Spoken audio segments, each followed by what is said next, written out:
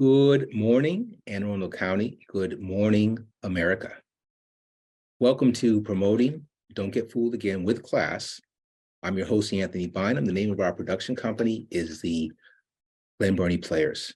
First of all, we want to put a word out for Memorial Day. Just remember the importance of Memorial Day. We're going to talk more about that during the course of our show today. Now, these are exciting times with the Glen Burnie Players. We want to have we want to be an alternative programming, and we want to continue to spotlight positivity and optimism. So in light of that, last weekend, we live streamed our first concert. This came out of Ferndale Day, and the group Lonesome Prospectors gave me the opportunity to do just that. We'll include the link with this show, so you can check that out if you like. There are other things around the corner also. We're going to keep our powder dry somewhat. We don't want to tell you everything. We want to bring it on a little bit at a time. So the theme of today's show is Memorial Day. Let's start off with the person that we'd like to look at first. Oh, and before we do that, I want to give credit where credit is due. So two sources. Wikipedia is one source today. Also, there's a journal. This is called the Arundel County History Notes. The editor is a Mark Shantz. Let me see if I can put a picture up just so you can kind of see it. On this side, I guess. There we go. We'll talk a little bit more about that in a few moments. The first person up, Matthew Brady. Matthew Brady lived in the 1800s, and he essentially is responsible for the field of photojournalism. So here's the fundamentals. Matthew Brady was born 1822, date unknown, in Warren County, New York. He died January 15th, 1896, also in New York. Now, early on, he was involved in what was called portrait work because photography was not a thing at that time. He studied under a person by the name of Samuel Morse. Morse is very, very important here because he worked with the early photography. It was called daguerreotype. But Morse did not invent it. In fact, he studied under the actual inventor, a gentleman by the name of Louis Daguerreau in France. So Morse actually traveled to France to learn about this new thing called photography. He brought that technology back to the States. And at some point in time, he met Matthew Brady, or Matthew Brady met him. And he studied under Morse. Matthew Brady studied under Morse to learn about this photography. So he opened a studio, Matthew Brady, and he made a name for himself. He did these portraits of very, very important people. Over the course of his life, according to Wikipedia, he did photos of 9 presidents. He did portraits of Union generals. He did portraits of Confederate generals. He was very, very popular. And where did his popularity really, really come from? Or what did he do that was so important? Well, we had a calamity in this country, a fight for freedom, a fundamental change in the way things would be done in this country. It was called the Civil War. Many, many, many, many people died in the Civil War. Many people were maimed in the Civil War. Brady put a team together. It might have been 9, it might have been 10 different photographers. They had mobile studios, and in those studios, which is basically a horse and carriage, they had dark rooms because you can't do photography without dark rooms. That's just how it was done. So he went out to capture the Civil War. Now, they were not at war, usually not actually at battles. They would come like the day after, okay? But there was one battle which turned out to be, could have been it could have been the end of Matthew Brady. It was the battle of the first bull run rather. And it could have been the end because he was almost captured by the Confederate forces that day. He got away. So the story might have ended a lot faster. But all these photos are taken. He invested a lot of money taking these photos. He thought that the federal government would buy up everything at the end of the war. He had a lot of money invested in this. By today's numbers, according to what I read, over $1 million. But something strange happened. The country, which up until that point thought the preconception was that war was romanticized, saw gruesome sights, people without their arms, people without their legs, just the worst possible sight. And you know what? When the war was over, nobody wanted to see any more.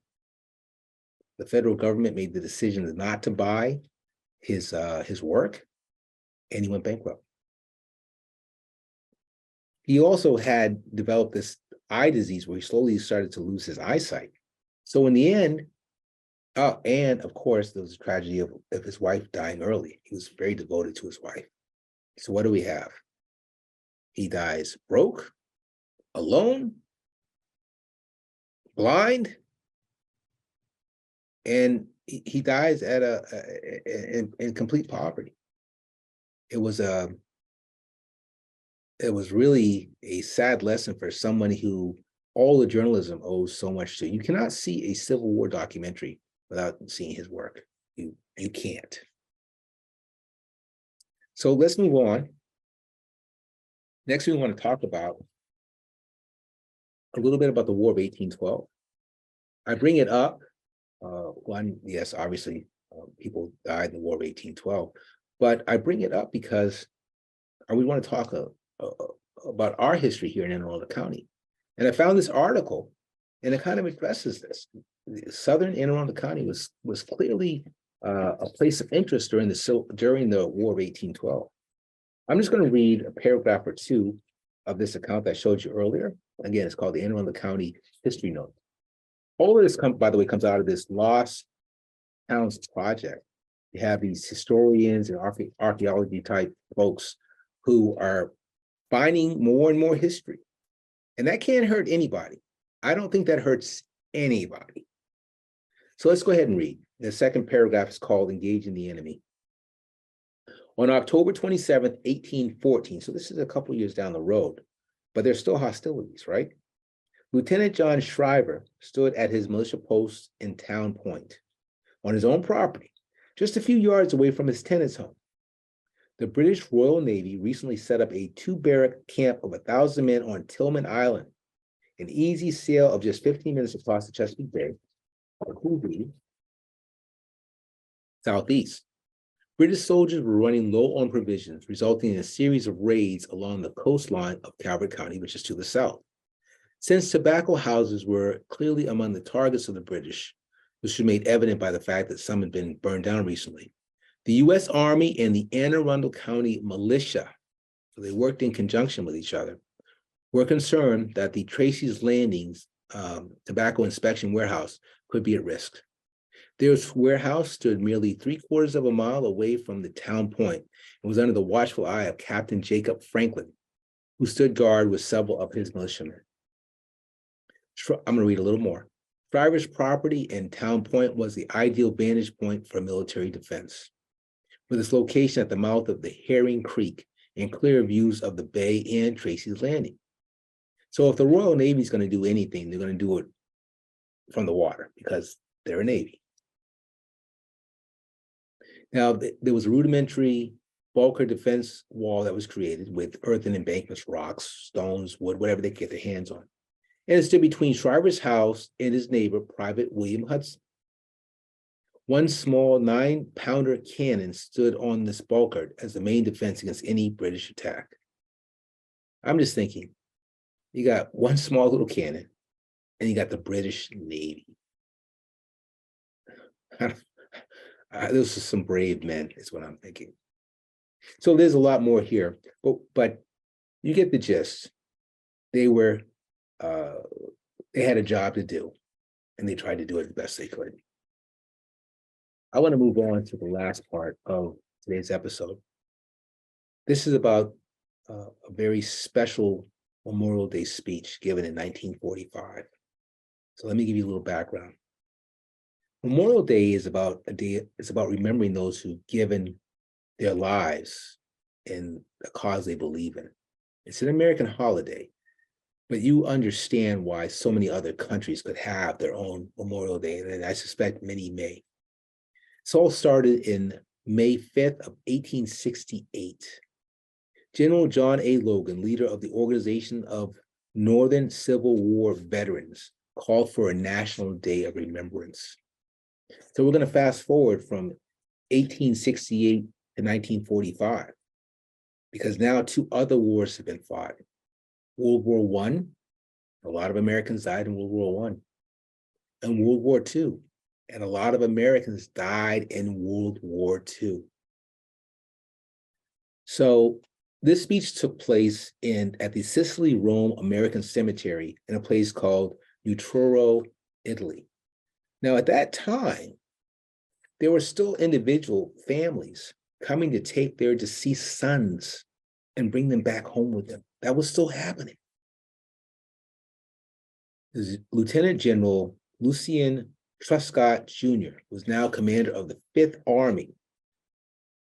So there were dignitaries there, and he was going to give his speech. It's not so much what he said, but it's what he did that makes this memorable. There were dignitaries there. He actually turned his back to the dignitaries. He looked at the 20,000 grave markers and gravestones of the fallen, and he apologized. He apologized.